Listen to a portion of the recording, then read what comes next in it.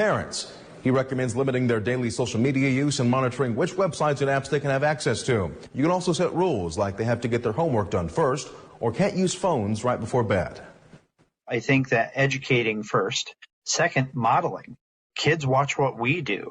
And it's really hard to tell a kid to be off TikTok or Snapchat when you're sitting on your phone looking and scrolling through Facebook or some of the other apps that adults commonly use. And so you have to model good behavior as well. Dr. Osterman says if social media is disrupting your teenager's life, for example, they're becoming more withdrawn or ignoring other responsibilities, then it may be time to talk to healthcare professionals. Straight ahead, news, weather, and sports. Keep it right here.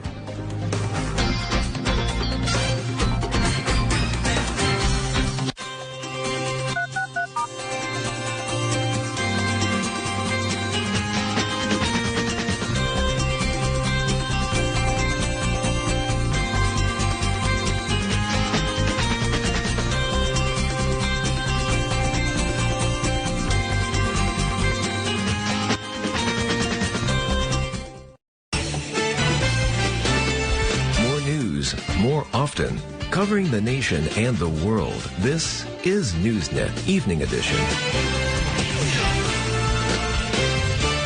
Hello and thanks for tuning in to NewsNet Evening Edition. I'm Remington Hernandez. It's great to have you with us. Now let's take a look at the news from across the country and around the world. Coming up, the World Health Organization is taking a cautiously optimistic view of the pandemic. Plus, the 3 men convicted in the death of Ahmaud Arbery were also found guilty of committing a hate crime. Then, new oil and gas leases are on the back burner for now, and consumer confidence has dipped modestly. The details of these stories and others ahead, but first, the latest on our top story. The East-West face-off over Ukraine escalated Tuesday with Russian lawmakers authorizing President Vladimir Putin to use military force outside his country, and with President Joe Biden and European leaders responding by slapping sanctions on Russian oligarchs and banks. Putin has yet to unleash the force of the 150,000 troops massed on 3 sides of Ukraine, but both leaders signaled that an even bigger confrontation could lie ahead. And while Biden has held back on the toughest sanctions that could cause economic turmoil for Russia, he said they would go ahead if there is further aggression. The measures, accompanied by the repositioning of additional U.S. troops to the Baltic nations on NATO's eastern flank bordering Russia, came as Russian troops rolled into rebel-held areas in eastern Ukraine, after Putin said he was recognizing the independence of the separatist region, in defiance of U.S. and European demands. Speaking at the White House, Biden said the Kremlin had flagrantly violated international law. Who in the Lord's name does Putin think gives him the right to declare new so-called countries on territory that belong to his neighbors? None of us should be fooled. None of us will be fooled. There is no justification. Further Russian assault in Ukraine remains a severe threat in the days ahead. And if Russia proceeds, it is Russia and Russia alone that bears the responsibility. Western nations sought to present a united front, with more than 24 European governments agreeing to levy their own initial set of sanctions against Russian officials. Germany also said it was halting the process of certifying the Nord Stream 2 gas pipeline from Russia. Meanwhile, U.S. Secretary of State Antony Blinken says he has canceled plans to meet his Russian counterpart Sergei Lavrov in Geneva later this week, saying Russia's actions indicate Moscow is not serious about a diplomatic path to resolving the crisis. Pivoting now to the pandemic. After 2 years of dealing with the coronavirus, there may finally be a sign that the end is near. Tolly Anderson explains. The tone from the World Health Organization, cautiously optimistic, as the number of coronavirus cases continue to shift downward, with about 21% fewer cases in the last week globally, marking the 3rd consecutive week cases have dropped. The number of new COVID-19 deaths fell 8% to about 67,000 worldwide.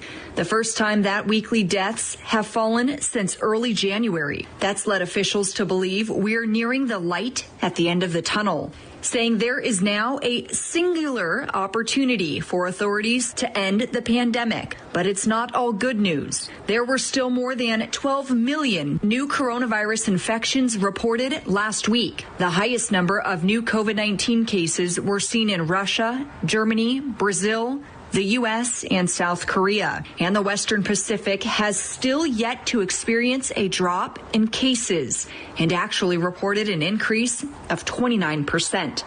All driven by the Omicron variant, which the WHO says remains the overwhelmingly dominant variant worldwide, accounting for nearly 100% of sequences shared. Health officials have noted that Omicron causes milder cases, as hospitalization and death rates have not increased substantially despite infection surges. And while cases remain high in some places, health officials maintain everyone who can should get a COVID-19 vaccine and booster, as they remain the best ways to stay protected, warning that it's still possible more transmissible and even deadlier variants of COVID-19 could emerge. I'm Tali Anderson reporting. Falling case numbers have brought about loosened restrictions in many places around the world. This week, Britain announced it would scrap all remaining COVID-19 rules. Sweden also dropped its testing regime, saying it was no longer justifiable. Though not every government is rolling back mandates, Hong Kong will test its entire population of 7.5 million people 3 times in March as it grapples with its worst outbreak yet. The 3 white men convicted of murder in Ahmaud Arbery shooting, Greg and Travis McMichael and William Roddy Bryan, were found guilty of federal hate crimes Tuesday in a verdict that affirmed what family members and civil rights activists said all along, that he was chased down and killed because he was black. Defense attorneys argued the shooting came only because Arbery acted suspicious, but evidence presented at trial showed Travis McMichael had a history of racist comments. On top of the hate crime, the McMichaels were also found guilty of attempted kidnapping and using a firearm in the commission of a violent crime. The verdict comes just months after all 3 defendants were convicted of murder in a Georgia state court and sentenced to life in prison. Across the country in another federal courthouse, closing arguments were made in the case of 3 former Minneapolis police officers accused of violating George Floyd's civil rights. Prosecutors told the jury that J. Alexander Kung, Thomas Lane, and Tu Tao chose to do nothing as Derek Chauvin squeezed the life out of Floyd, singling out each officer, arguing that Tao stared directly at Chauvin and ignored bystanders' pleas to help, adding that Kung occasionally picked gravel from a police SUV's tire as Chauvin mocked George Floyd's pleas, and noting that while Lane voiced concerns, he failed to act. Defense attorneys countered that the officers were too inexperienced, weren't trained properly, or didn't have the intent the charges require. Jurors are expected to begin deliberations Wednesday. At the nation's highest court, the justices have agreed to take a case that challenges a Colorado law which prohibits discrimination on the basis of sexual orientation. The case involves Lori Smith, a Denver area designer who offers graphic and website design services. She wants to expand to wedding website services, but she says her Christian beliefs will lead her to decline any request from a same-sex couple. She also wants to post a statement on her website about her beliefs. Doing those things, however, would run afoul of state law, which Smith argues violates her free speech and religious rights. Colorado's Attorney General defends the law, saying no one should be turned away because of who they are. The Supreme Court will only look at the free speech issue. The case is expected to be argued in the fall.